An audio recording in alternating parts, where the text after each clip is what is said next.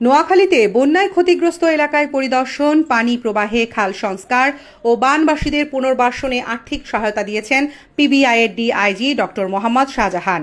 শুক্রবার দুপুরে বেগমগঞ্জের হাজিপুর সহ কয়েকটি ক্ষতিগ্রস্ত এলাকায় পুলিশ টেলিকমিউনিকেশনের পুলিশ সুপার আব্দুল মাহবুব দুলাল সহ স্থানীয় ব্যক্তিবর্গের সাথে নিয়ে পরিদর্শন করেন এবং বন্যার পানি প্রবাহে সৃষ্ট বাধা নিরসনে খাল সংস্কারের জন্য যুব সমাজের মাঝে নগদ অর্থ প্রদান করেন।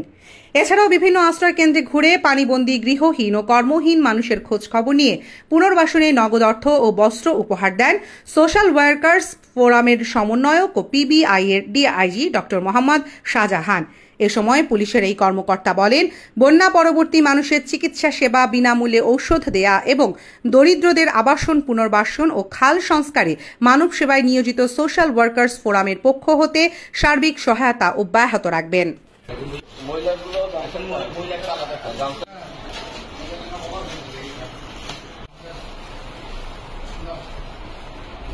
সোশ্যাল ওয়ার্কার্স ফোরামের পক্ষ থেকে আমরা আজকে আমাদের কেন্দ্রীয় কমিটির নির্দেশনা অনুসারে এখানে এসেছি আপনাদেরকে দেখার জন্য।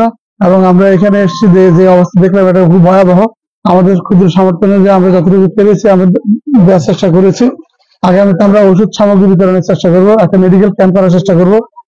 বন্যা উত্তর যে কার্যক্রমগুলো দরকার সেগুলো আমাদের সংগঠন থেকে আমরা যথাসাধ্য সহায়তা করব। আমরা এই ধরনের পরিস্থিতি মোকাবেলার জন্য নিজেদের সর্বসাধ্য চেষ্টা করব। নোয়াখালী টিভি, বৃহত্তর নোয়াখালীর প্রতিচ্ছবি।